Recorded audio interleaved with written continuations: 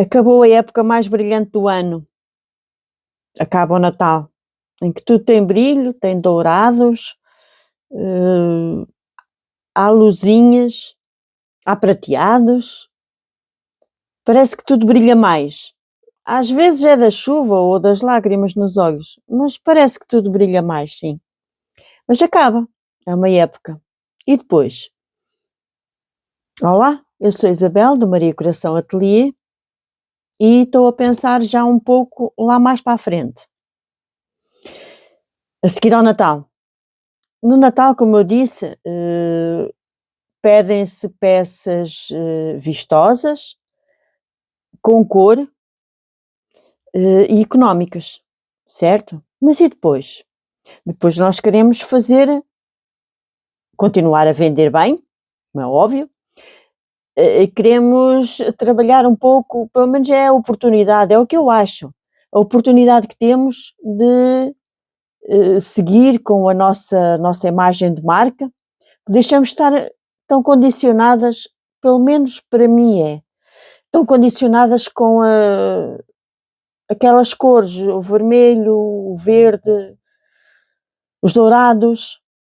Agora é seguir em frente com uma expressão mais própria nossa. E há uma coisa que eu tenho andado a trabalhar bastante, a estudar e a trabalhar, que é acrescentar um toque de luxo, acrescentar valor ao meu crochê. E como dar então esse toque de luxo, esse ar de hotel, como às vezes dizemos, ao nosso crochê? Uma das opções é textura. Eu digo textura, mas assim falando, como aliás já viram neste trabalho, que eu disse que seria uma das minhas primeiras apostas, com o ponto pipoca e o meia pipoca. É evidente, e eu falei no passo a passo, que aqui o ponto pipoca pode ser substituído por pontos altos na mesma. E aqui, se calhar, podia fazer os pontos altos na mesma, sem os fechar no fim e sem aquela pipoquinha. Podia, mas não ficava com ar tão chique. Digam lá que não. Também não vamos sobrecarregar demasiado. Calma, que senão parece que, enfim, aquelas colchas antigas já ninguém quer usar. Calma. Há que encontrar sempre o equilíbrio, mas isso é em tudo. Por isso, um pouco mais de textura, um pouco mais de linha, um pouco mais de trabalho. Bem feito, nota-se, e é necessário. Quem diz isso, diz o ponto cruzado, que eu também tenho aqui no canal, um toquezinho em ponto cruzado dá logo, aqui não justifica, mas aqui está bem como está. Mas há exemplos, há muitos exemplos, eu tenho exemplos aqui no canal disso mesmo. A meia pipoca ou a pipoca light, o escama dupla, que um dia destes eu vou trazer, também ando a estudar, não tenho ainda passo a passo, é um escama dupla, podem procurar. O ponto crocodilo, o ponto jacaré, acho que é assim, também já ouvi, também estou a preparar o passo a passo, mas podem procurar que há outros pontos com relevo. Eu própria tenho um passo a passo, um relevo em que a linha vem pela frente, faz pontos altos, é branco e vermelho. Eu vou tirar a fotografia, que tenho ali a amostrazinha, e vou colocar aqui no vídeo, a um cantinho. Depois, a combinação de pontos. O relevo, com simples ao lado, com ponto, aqui este relevo fica mais sobressaído porque temos aqui o ponto aberto, fazer sobressair, quando fazemos com textura, arranjar maneira com que se possa fazer sobressair, pondo pontos lisos ou pontos abertos ao lado do ponto de relevo, nunca esquecer. Depois temos aquela coisa que eu falo muita vez, acabamentos profissionais. E o que é que eu vou logo buscar? O teste do algodão, que são os cantos. Não vale a pena estar a fazer, investir, não é dinheiro, investir tempo, investir perfeição, investir seja lá o que quiser, se o canto estiver repuxado. Não. Às vezes o crochê levantar um bocadinho, enfim, não é bonito, mas se for só um bocadinho, bem passado ao ferro e tal, ele vai ao sítio. Mas atenção a isso. Esconder bem os fios do avesso. Se não se sente segura em fazer o remate por trás com a própria agulha de crochê, faça com agulha de tapeçaria, agulha de cozer, como se fosse agulha de costura, mas com o buraquinho um bocadinho maior, agulha de tapeçaria. Cuidado com, enfim, quando são aqueles panos de copa, eu fujo um bocadinho a isso, sou sincera, porque é preciso ter cuidado. As pessoas põem-se a fazer panos de copa e pensam que só fazer uma barra em crochê e esquecem-se dos topos, aqui dos lados. Tem que ficar alinhado, assim, bem perfeitinho. Como é avesso direito, depois passem o rematezinho que dá toda a volta por cima. Eu própria, contra mim falo, nesses panos de copa costumo fazer um remate à volta, económico, no Natal fiz assim, é ali três correntes e pega na frente, 3 correntes e pega. Vamos a fazer esse remate duplo, pode ser feito de 3 correntes, um ponto alto, quer dizer, fica duplo, fica um rematezinho duplo e acaba por, enfim, dissimular, eu não vou dizer esconder, mas acaba por disfarçar um bocadinho alguma coisita. Este aqui nos acabamentos profissionais, que é o terceiro segredo, digamos assim, inclui também o passar bem a peça a ferro. Não pense que fazer crochê é só o fazer. Se não tem gosto em passar a ferro, se não usa um ferro limpinho, não precisa ser um ferro de caldeira, pode ser um ferro normal. É preciso, mas que esteja limpinho e ter gosto em passar a ferro. Quarto segredo, os fios. Cuidado com os fios. Eu não gosto muito de dizer marcas, mas eu não tenho aqui a minha marca preferida, que é a Babilo, a DMC. Preferida era antiga, já trabalhei muito com a Sebélia, da DMC também. A minha preferida, a marca preferida mesmo é a DMC. A Babilo pertence, a Sebélia também. A Sebélia era, sem dúvida, a minha paixão e fiz muitos trabalhos e tenho peças cá em casa. Isto ainda são restos dessa época. Esta linha é cara, é cara. E não é fácil trabalhar com ela.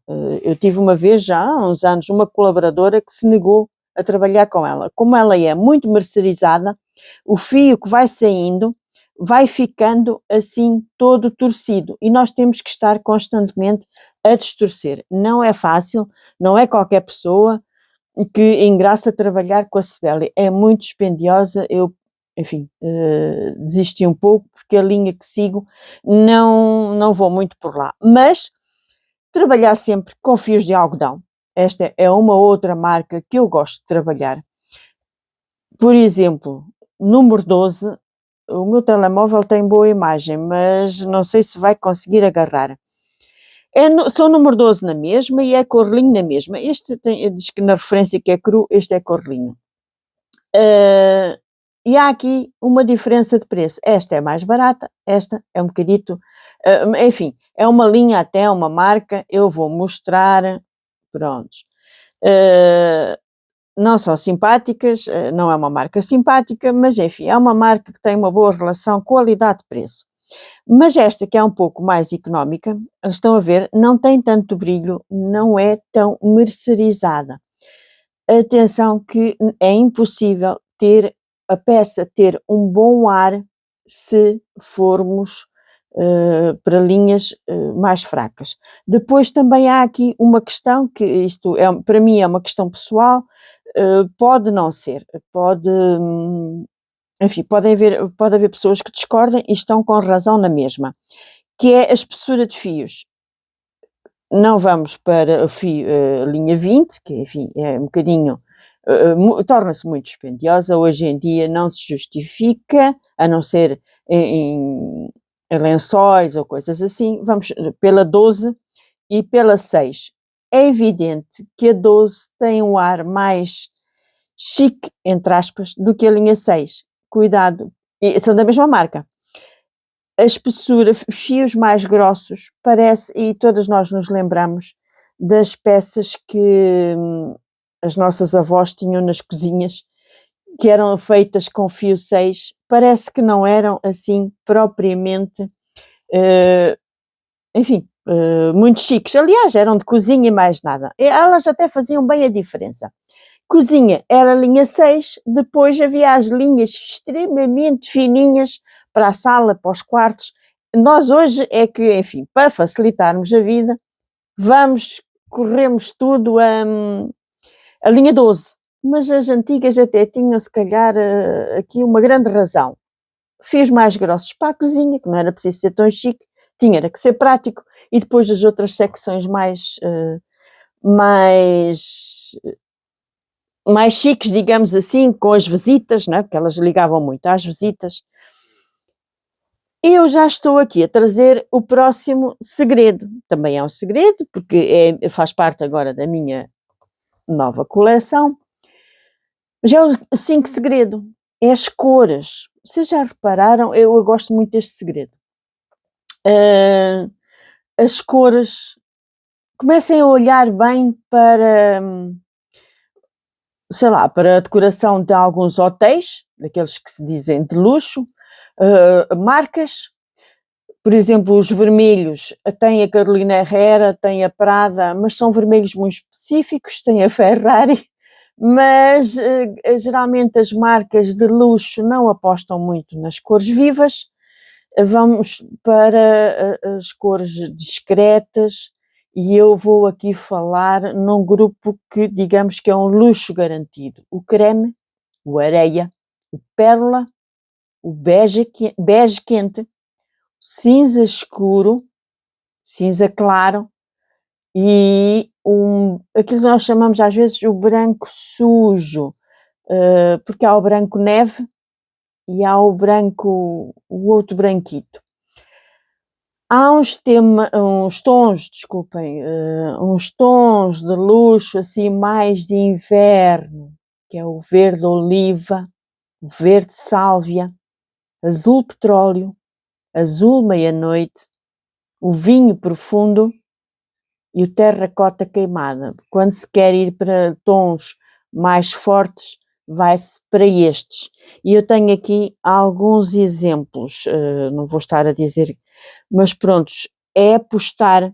Estes panos são panos de cozinha, são panos de copa, quiserem chamar normais, mas já repararam, independentemente da qualidade, que é indiscutível, não é? Só estes tons já parece que tem um ar, olhem aqui, só estes tons já parece que tem um ar mais chique. Pois é, e já repararam que eu estou a apostar neles. E agora tenho aqui, por exemplo, tinha aqui estes 3 verdes. Este é da Limol, este já nem sei de qual é. E este é de uma marca daquelas muito económicas que estão nos chineses.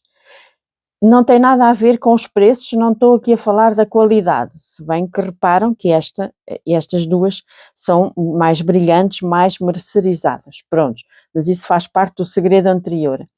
Os tons assim mais fechados, mais discretos, mais calmos, mais suaves, têm um ar mais de luxo do que estas cores vibrantes.